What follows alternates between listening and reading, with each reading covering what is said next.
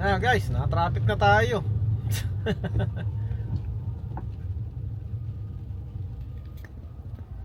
Meron kasing ginagawang ano rito guys, kalsada. Kaya medyo traffic ngayon. Sinempuan nila kasi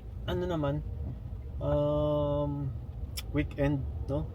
Para at least iwas din sa mga pag may pasok ganoon. Mas lalong traffic dito pagka may pasok ng mga opisina. So yun. Tawag lang ni Jen guys. Pero okay galing si Jen kasi magmula dun sa bahay papunta rito sa Metro Town. Nag-ano lang siya kanina, nag-commute lang siya bus. Tatlong sakay lang yata. Hindi naman din ganoon kahirap ang mag-bus dito. So from dun sa bahay, bus siya papuntang Cottonwood tapos sakay ng bus. Hindi ko pa Ang na-try ko pa lang kasi guys, magmula sa bahay papunta ng Suri, yan. Yung pa lang ang na-try ko. Pero yung papunta dun sa Metro Town, dun sa may Burnaby, hindi ko pa actually na-try yun. So, na-try ko yun once nung kinuha ko itong sasakyan dito sa may Suri. Kasama si Danny, naalala niyo yung vlog namin noon. So yun, kung nag-bus siya kanina, lakas nga ng loob. Sabi ko basa ka ako pagka BTS yan. Talagang lahat gagawin. Pero pag papuntahin mo lang siya doon na walang walang BTS yan. Nako. Talagang yayain talaga ako niyan. Ayain yan magbabas ngayon since may concert yung yung paborito niyang BTS, no? Ayun, nagano siya kasi may pasok din naman ako kanina. So maaga nga tayong umuwi kasi walang wala halos sa customer sa amin ngayon. Medyo ngayon guys, medyo matumal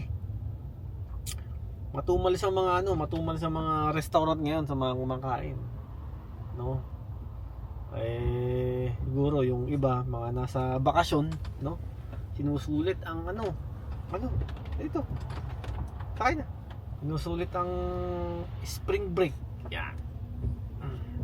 Okay guys, malapit na rin tayo. Tumawag na rin si Jen, no? At nasa na raw kami. Ay, sobrang traffic kanina. Yung pala kanina, kaya sobrang traffic. Lalo dun sa kabilang way. Ewan ko kung anong nangyari kasi ang daming pulis doon. Tapos yun, naglalagay sila ng mga guys, ng mga parang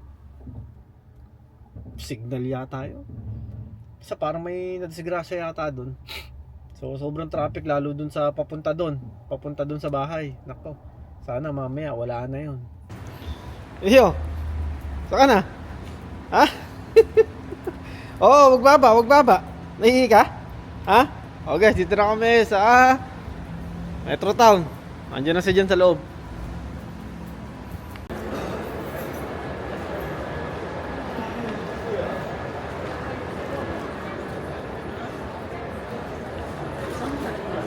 Ayan si Jen,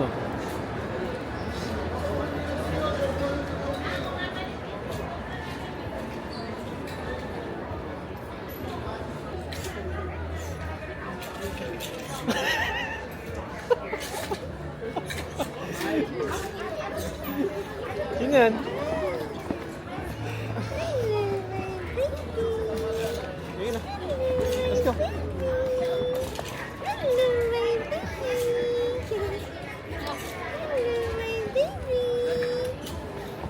Actually guys, maraming ang natutuwa kapag itong si Lilo, yan.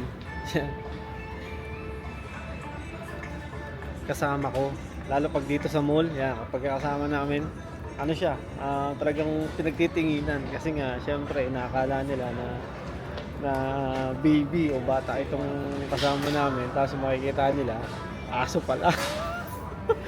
Ilang beses na kami nakaka-experience na nakaka-encounter ng ganyan, na kapag kami ay pupunta sa mall, Inisip nila kapag nakataligod kami, bata. Yung pala, pagkaharap nila, aso pala. Nakakatawa naman kasi, yan, enjoy na enjoy si Lilo. Oo. Lilo. Shh. Lilo.